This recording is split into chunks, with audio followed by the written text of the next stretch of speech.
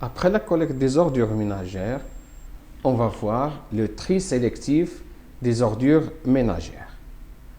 On a déjà vu que ces ordures possèdent un potentiel économique important car elles contiennent des substances réutilisables de plusieurs manières. Un bon tri constitue l'étape préliminaire qui doit précéder toutes sortes de réutilisation de ces ordures. Le tri consiste à trier et récupérer les déchets selon leur nature, métaux, papier, verre, plastique, matières organiques, ainsi de suite. Tout cela pour faciliter leur recyclage.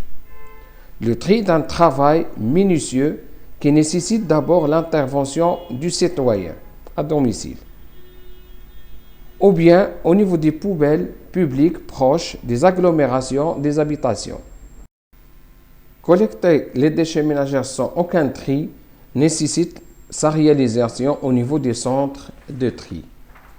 Après la collecte et le transport par des camions, arrivés au centre, elles déchargent les ordures qui sont acheminées par des tapis roulants pour subir la première étape de tri manuel par des agents. Ensuite, par d'autres tapis roulants vers un criblage rotatif pour assurer le tri selon la taille du crible rotatif.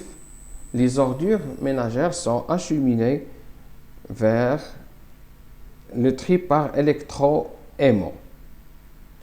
Pour séparer les canettes, les boîtes de conserve et tout ce qui est métal du reste des ordures. Le reste est séparé par des tapis roulants selon le poids. On sépare le papier des boîtes d'emballage, du plastique, des bouteilles en plastique ou bien en verre. À chaque étape, l'intervention humaine assure le bon tri.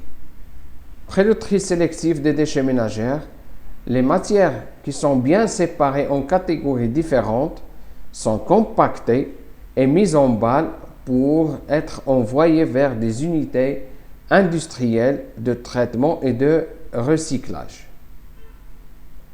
Le tri a des avantages.